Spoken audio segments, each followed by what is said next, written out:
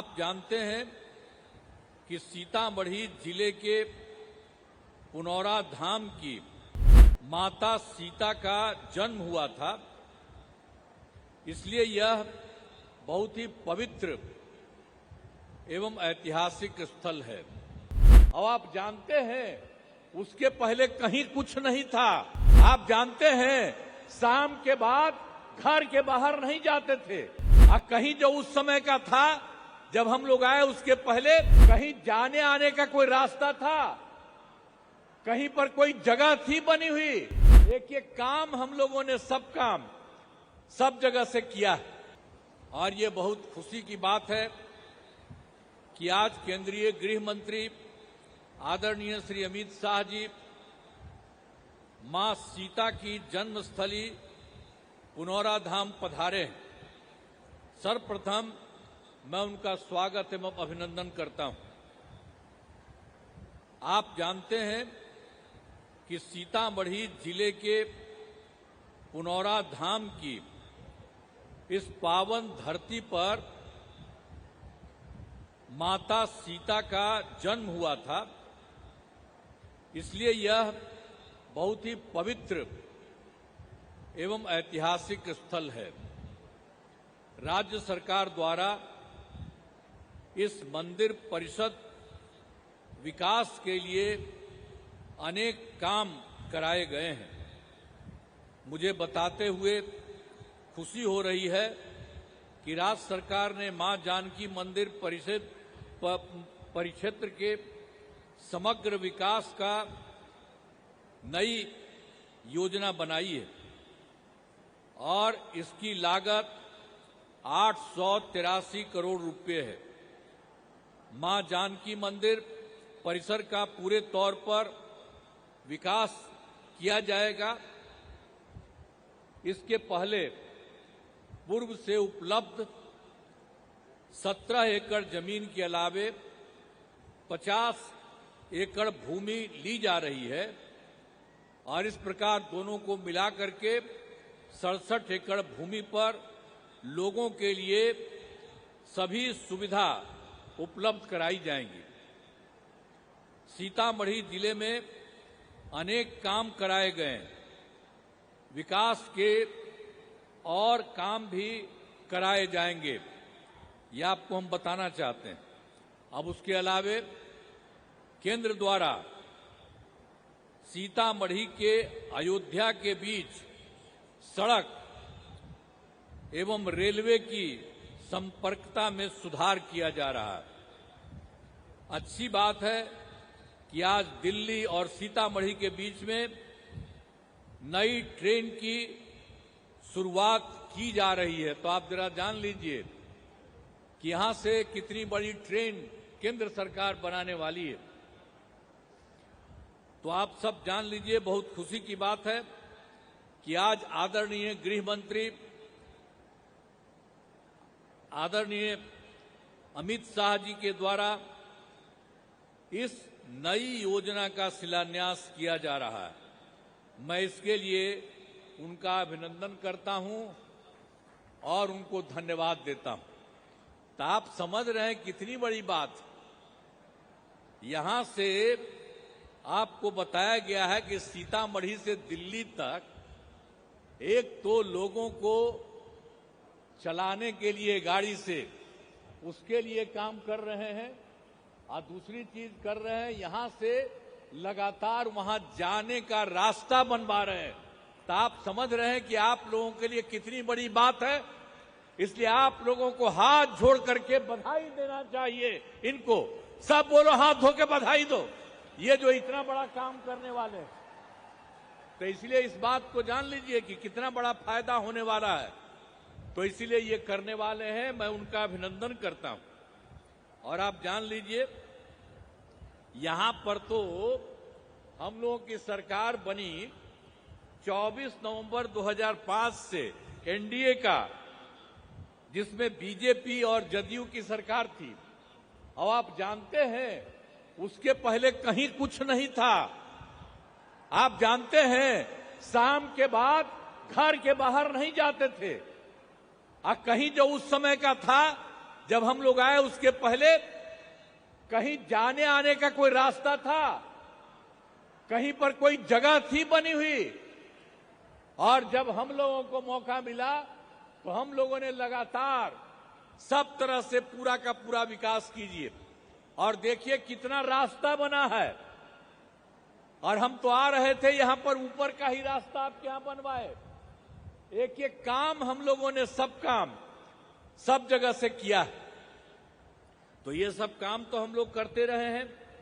अब पहले तक कुछ नहीं था, अब उसके बाद तो सब तरह से हम लोगों ने पूरे बिहार के विकास के लिए सब तरह का काम किया है। लेकिन इधर हाल में एक बात है, उसके बारे में आपको बता देना चाहते हैं कि सभी क्षेत्रों में तेजी से तो विकास हो रहा है और हाल ही में सभी वृद्धजनों, दिव्यांगजनों और विधवा महिलाओं को मिलने वाली पेंशन की राशि 400 रुपया रहा है। अब उसकी जगह से हम लोगों की सरकार ने अभी ये तय कर दिया है कि 400 रुपये को बढ़ा करके 1100 कर दिया गया है। तो इसके लिए 1,12,00,000 लोगों को फायदा होगा। तो हम लोग तो पूरे बिहार में सब काम कर ही रहे हैं, सबके लिए फायदा के लिए कर रहे हैं। तो ये सब चीज हम लोगों ने किया है। और दूसरी बात एक और हम कह रहे हैं, वैसे तो बहुत सारा काम किया गया है, लेकिन आप जानते हैं कि 2018 में हम लोगों ने हर घर बिजली पहुंचा दिया। और उसके बाद भी जिनको घर बना या जिनका छूट गया था उसके लिए तो हम लोग काम कर ही रहे हैं। और ये तय किया है कि इसी बार उन लोगों का भी सब काम करेंगे।